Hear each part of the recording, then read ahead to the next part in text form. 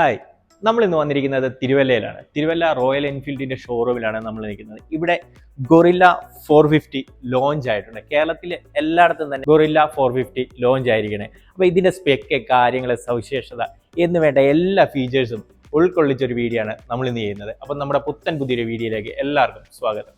അപ്പോൾ നമുക്ക് ഗൊറില്ല 450യുടെ സവിശേഷതകൾ, വിശേഷങ്ങളൊക്കെ ചോദിച്ചറിയാം.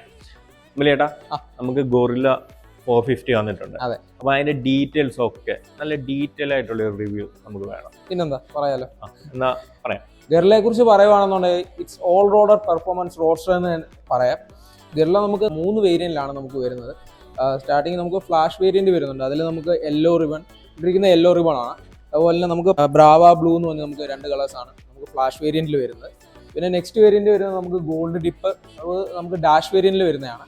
ഗോൾഡ് ഡിപ്പ് അതുപോലെ തന്നെ ഫ്ലയ ബ്ലാക്ക് എന്ന് പറഞ്ഞ 2 കളേഴ്സ് നമുക്ക് വരുന്നുണ്ട്. പിന്നെ വരുന്ന അനലോഗ് ആണ്. അനലോഗ് വേരിയന്റിൽ നമുക്ക് സ്മോക്ക് സിൽവർ അതുപോലെ ഫ്ലയ ബ്ലാക്ക് നമുക്ക് അനലോഗ് വേരിയന്റിൽ വരുന്നുണ്ട്. ഡിസൈനിലോട് നോക്കുകയാണെന്നുണ്ടെങ്കിൽ വളരെ മിനിമലിസ്റ്റിക്കും അതുപോലെ തന്നെ പ്യുവർ നേക്കഡ് ആയിട്ടുള്ള ഡിസൈനിങ് ആണ് നമുക്ക് വന്നിരിക്കുന്നത്. വണ്ടിയിലോട്ട് നോക്കുകയാണെന്നുണ്ടെങ്കിൽ ഫ്രണ്ട് പോർഷനിലോട്ട് നോക്കുകയാണെങ്കിൽ തന്നെ നമുക്ക് LED ഹെഡ് ലാമ്പ് നമുക്ക് വന്നിട്ടുണ്ട്. ഒരു പ്രീമിയം ഫീൽ നമുക്ക് LED തന്നെ നമുക്ക് ഫീൽ ചെയ്യും. ഓൾ LED ലൈറ്റ്സ് ആണ് യൂസ് ചെയ്തിരിക്കുന്നത്. പിന്നെ നമുക്ക് വീൽസിലോട്ട് നോക്കുകയാണെങ്കിൽ 10 സ്പോക്ക് വീൽ ഡിസൈൻ ആണ് നമുക്ക് വന്നിരിക്കുന്നത്. അത്യാവശ്യം നല്ല രീതിക്കുള്ള ഒരു വീൽസ് ആണ് നമുക്ക് വന്നത്. 17 ഇഞ്ചാണ് വീലിന്റെ സൈസ് നമുക്ക് വന്നിരിക്കുന്നത്. അതുപോലെ തന്നെ ടയർ സൈസ് നോക്കുകയാണെങ്കിൽ കുറച്ചുകൂടെ വീതിയുള്ള ടയേഴ്സ് ആണ് നമുക്ക് വന്നിരിക്കുന്നത്. ഫ്രണ്ട് ടയർ സൈസ് നോക്കുകയാണെന്നുണ്ടെങ്കിൽ ഫ്രണ്ടിൽ 120 ആണ് നമുക്ക് ടയർ സൈസ് കൊടുത്തേക്കുന്നത്. റിയറിൽ 160 ആണ് ടയർ സൈസ് വന്നിരിക്കുന്നത്. അതുപോലെ തന്നെ സസ്പെൻഷൻ നോക്കുകയാണെന്നുണ്ടെങ്കിൽ നമുക്ക് ഷോയുടെ സസ്പെൻഷൻ ആണ് വന്നിരിക്കുന്നത്. ഫ്രണ്ടിൽ നമുക്ക് ടെലിസ്കോപ്പിക് സസ്പെൻഷൻ ആണ് നമുക്ക് ആഡ് ചെയ്തിരിക്കുന്നത്. നമുക്ക് ടാങ്കിലോട്ട് നോക്കുകയാണെങ്കിൽ നമുക്ക് 11 ലിറ്റർ ആണ് നമുക്ക് ടാങ്ക് കപ്പാസിറ്റി വരുന്നത്. ഏകദേശം ഒരു 2.5 ലിറ്ററോളം നമുക്ക് റിസർവിങ് പറയുന്നുണ്ട്. അത്യാവശ്യം കുറച്ചുകൂടെ കോമ്പാക്ട് ആയിട്ടുള്ള രീതിയിലാണ് ടാങ്കിന്റെ ആ ഒരു ഡിസൈൻ വന്നിരിക്കുന്നത്. അതേപോലെ എഞ്ചിൻ സൈഡിലോട്ട് നോക്കുകയാണെന്നുണ്ടെങ്കിൽ നമുക്ക് specially tuned liquid cooled sherpa 452cc എഞ്ചിനാണ് നമുക്ക് വരുന്നത്. റോയൽ എൻഫീൽഡ് ഫാമിലിയിൽ തന്നെ ഏറ്റവും ലൈറ്റസ്റ്റ് വെയിറ്റ് ഉള്ള ഒരു എഞ്ചിനാണ് ഷെർപ്പ 450. നമുക്ക് എഞ്ചിൻ്റെ പവറിലോട്ട് നോക്കുകയാണെന്നുണ്ടെങ്കിൽ 40.2 PS അറ്റ് 8000 RPM അതേപോലെ തന്നെ ടോർക്കിലോട്ട് നോക്കുകയാണെന്നുണ്ടെങ്കിൽ 40 Nm അറ്റ് 5500 RPM എഞ്ചിൻ്റെ ഒരു ടോർക്ക് വരുന്നത്. അതുപോലെ തന്നെ 6 സ്പീഡ് ട്രാൻസ്മിഷനാണ് നമുക്ക് വന്നിരിക്കുന്നത്. കൂടാതെ നമുക്ക് സ്ലിപ്പർ ആൻഡ് അസിസ്റ്റ് ക്ലച്ചും നമുക്ക് കൊടുത്തിട്ടുണ്ട്. സൈലൻസറിന്റെ ഡിസൈൻ നമുക്ക് നോക്കുകയാണെന്നുണ്ടെങ്കിൽ വളരെ അപ്സെറ്റ് ആയിട്ടുള്ള ഒരു സൈലൻസർ ഡിസൈൻ ആണ് നമുക്ക് വന്നിരിക്കുന്നത്. അതുകൊണ്ട് തന്നെ നമുക്ക് കർവ്സിലൊക്കെ അത്യാവശ്യം നല്ല രീതിക്ക് ബെൻഡ് ചെയ്ത് റൈഡ് ചെയ്യാൻ പറ്റുന്നതായിരിക്കും. നമുക്ക് സേഫ്റ്റിയുടെ കാര്യത്തിൽ ഒട്ടും തന്നെ പുറമോട്ട് പോകാതെ നമുക്ക് ഡുവൽ ഡിസ്ക് വിത്ത് ഡുവൽ ചാനൽ ABS നമുക്ക് പ്രൊവൈഡ് ചെയ്തിട്ടുണ്ട്. നമുക്ക് ഫ്രണ്ട് ഡിസ്കിന്റെ സൈസ് നോക്കുകയാണെന്നുണ്ടെങ്കിൽ 320 mm, അതേപോലെ റിയറിലോട്ട് നോക്കുകയാണെന്നുണ്ടെങ്കിൽ 270 mm ആണ് നമുക്ക് കൊടുത്തിരിക്കുന്നത്. വിത്ത് ഡുവൽ ചാനൽ ABS നമുക്ക് പ്രൊവൈഡ് ചെയ്തിട്ടുണ്ട്. റിയറിലോട്ട് നോക്കുകയാണെങ്കിൽ നമുക്ക് ഇൻ്റഗ്രേറ്റഡ് ആയിട്ടുള്ള ഒരു ടെയിൽ ലാമ്പാണ് നമുക്ക് പ്രൊവൈഡ് ചെയ്തിരിക്കുന്നത്. ബ്രേക്ക് ലൈറ്റും അതുപോലെ തന്നെ ഇൻഡിക്കേറ്റേഴ്സും. സീറ്റിൻ്റെ ഡിസൈൻ നോക്കുമ്പോൾ നമുക്കൊരു സിംഗിൾ സീറ്റ് ആയിട്ടാണ് നമുക്ക് കൊടുത്തിരിക്കുന്നത്. അതുകൊണ്ട് തന്നെ നമുക്ക് റൈഡിങ് പോസ്റ്റർ നമുക്ക് അഡ്ജസ്റ്റ് ചെയ്യാനും പറ്റും. നമുക്കിപ്പോൾ ഫ്രണ്ട് കൺസോളിലോട്ട് നോക്കുമ്പോൾ നമുക്കിപ്പോൾ ഒരു tripper dash with full map navigation display കൺസോളാണ് നമുക്ക് വന്നിരിക്കുന്നത്. മീറ്റർ കൺസോളാണ് നമുക്ക് വന്നിരിക്കുന്നത്. അതിനകത്ത് തന്നെ നമുക്ക് ഡിജിറ്റൽ പ്ലസ് അനലോഗിലോട്ട് നമുക്ക് ചേഞ്ച് ചെയ്യാൻ പറ്റും. കൂടാതെ നമുക്ക് മോഡ് ബട്ടൺ കൊടുത്തിട്ടുണ്ട്. 2 റൈഡിംഗ് മോഡ്സ് ആണ് നമുക്ക് വരുന്നത്. ഒന്ന് പെർഫോമൻസ് ABS ഓണും ഒന്ന് ഈക്കോ ABS ഓണും 2 പെർഫോമൻസ് മോഡാണ് നമുക്ക് വരുന്നത്. സ്വിച്ചസ് ഒക്കെ നോർമലി നമുക്ക് ഒരു റോട്ടറി ടൈപ്പ് സ്വിച്ചസ് തന്നെയാണ് നമുക്ക് ഓഡ് ചെയ്തിരിക്കുന്നത്. അതുപോലെ ഹസാർഡ് ലൈറ്റ് സ്വിച്ചസും നമുക്ക് വന്നിട്ടുണ്ട്, ഹസാർഡ് വന്നിട്ടുണ്ട്. പിന്നെ നമുക്ക് C ടൈപ്പ് ചാർജിങ് പോർട്ട് വന്നിട്ടുണ്ട്. നമുക്ക് മീറ്റർ കൺസോൾ നോക്കുകയാണെന്നുണ്ടെങ്കിൽ നമുക്ക് ഒരു ഡിജിറ്റലും അതുപോലെ അനലോഗ് മീറ്റർ കൺസോളുകൾ നമുക്ക് ചേഞ്ച് ചെയ്യാൻ പറ്റും. അത് നമുക്ക് ഈ മോഡ് ബട്ടണിൽ ഒന്ന് ലോങ് പ്രസ് ചെയ്ത് കഴിഞ്ഞാൽ നമുക്ക് നേരെ ഡിജിറ്റൽ മീറ്ററിലോട്ട് നമുക്ക് മാറും.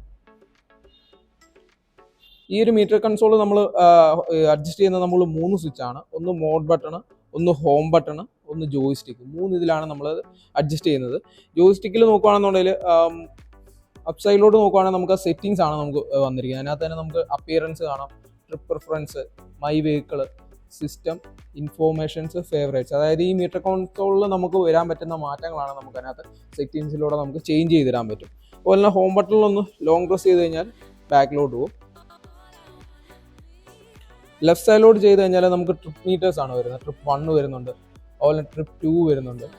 പിന്നെ ഫ്യൂവൽ റേഞ്ച് അറിയാൻ പറ്റും, അതുപോലെ തന്നെ ഫ്യൂവൽ കൺസപ്ഷന്, വോൾട്ടേജ്, അതുപോലെ തന്നെ സർവീസ് ഡ്യൂസ്, എൻജിൻ ടെമ്പറേച്ചർ, അങ്ങനെയുള്ള കാര്യങ്ങളൊക്കെ നമുക്ക് അതിനകത്ത് അറിയാൻ പറ്റും. ആദ്യം നമ്മൾ പ്ലേ സ്റ്റോറിൽ നമുക്ക് ആപ്ലിക്കേഷൻ അവൈലബിൾ ആണ്. നമ്മൾ ആദ്യം റോയൽ എൻഫീൽഡിൻ്റെ ആപ്ലിക്കേഷൻ എടുക്കുക. അതേസമയം നമ്മൾ നമ്മൾ കീ ഓൺ ആക്കി ഇട്ടേക്കണം, ഡിസ്പ്ലേ ഓൺ ആക്കി ഇട്ടേക്കണം. എന്നിട്ട് നമുക്ക് ഇതിനകത്ത് നാവിഗേറ്റ് എന്ന് പറഞ്ഞൊരു ഓപ്ഷൻ ഉണ്ട്. നാവിഗേറ്റ് കൊടുക്കുക. നാവിഗേറ്റിൽ നമുക്ക് കണക്റ്റ് എന്ന് പറഞ്ഞൊരു ഓപ്ഷൻ ഉണ്ട്. കണക്റ്റ് കൊടുക്കുക. ഇത് നമുക്കപ്പം ആഡ് എ ന്യൂ ഡിവൈസ് എന്ന് പറഞ്ഞ് കാണും. അത് ക്ലിക്ക് ചെയ്യുക. 2 ഓപ്ഷൻ വരും, ട്രിപ്പർ ഡാഷ് അതുപോലെ ട്രിപ്പർ പോൾ എന്ന് പറഞ്ഞ 2 ഓപ്ഷൻ വരും. നമുക്ക് ട്രിപ്പർ ഡാഷ് ആണ് നമുക്ക് ഇതിൽ വന്നിരിക്കുന്നത്. ട്രിപ്പർ ഡാഷ് കണക്ട് ചെയ്യുക. അതേസമയം നമ്മൾ ജോയ്സ്റ്റിക്കിൻ്റെ റൈറ്റ് സൈഡിലോട്ടൊന്ന് ലോങ് പ്രസ് ചെയ്ത് കഴിയുമ്പോഴത്തേക്ക് നമുക്കൊരു കോഡ് ജനറേറ്റ് ആവും ഡിസ്പ്ലേ യൂണിറ്റിൽ. അത് നമ്മൾ സ്കാൻ ചെയ്യുക. ഇതും ആ കൊടുത്തേക്കുന്ന കോഡും കറക്റ്റ് ആണോ എന്നൊന്ന് റീകൺഫേം ചെയ്തേക്കണം. നമ്മൾ പെയർ ആയിട്ടുണ്ട്. എന്നിട്ട് ബാക്കിൽ പോവുക. എന്നിട്ട് എൻ്റെ ഡെസ്റ്റിനേഷൻ കൊടുത്തു കഴിഞ്ഞാൽ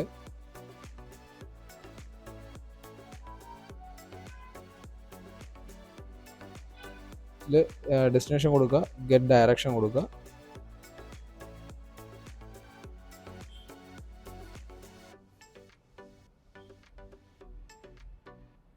സ്റ്റാർട്ട് നാവിഗേഷൻ. നമുക്ക് ഡിസ്പ്ലേയിൽ നമുക്കിങ്ങനെ നാവിഗേഷൻ ഫുള്ള് കാണാൻ പറ്റും. അത് നമ്മൾ ജോയ്സ്റ്റിക്കിൻ്റെ താഴ്ഭാഗത്തോട്ട് നമുക്ക് പ്രസ് ചെയ്ത് കഴിയുമ്പോൾ നമുക്ക് നാവിഗേഷൻ, അതുപോലെ മ്യൂസിക് കൺട്രോൾസ്, അതുപോലെ കോമ്പസ് 3 ഓപ്ഷൻസ് നമുക്ക് വരുന്നുണ്ട്. നമുക്ക് പ്രൈസിൻ്റെ ഭാഗത്തോട്ട് നോക്കുകയാണെന്നുണ്ടെങ്കിൽ നമുക്ക് ഇപ്പം അനലോഗ് വേരിയൻറ്റിൽ നമുക്ക് 310 ഓൺ റോഡ് വരുന്നത്. പിന്നീട് വരുന്ന സെക്കൻഡ് വേരിയൻറ്റ് ഡാഷ് വേരിയൻറ്റ് നോക്കുകയാണെങ്കിൽ നമുക്ക് 322. അതുപോലെ തന്നെ ഫ്ലാഷ് വേരിയൻറ്റ് നോക്കുകയാണെന്നുണ്ടെങ്കിൽ നമുക്ക് 328 നമുക്ക് ഓൺ റോഡ് പ്രൈസ് വരുന്നത്.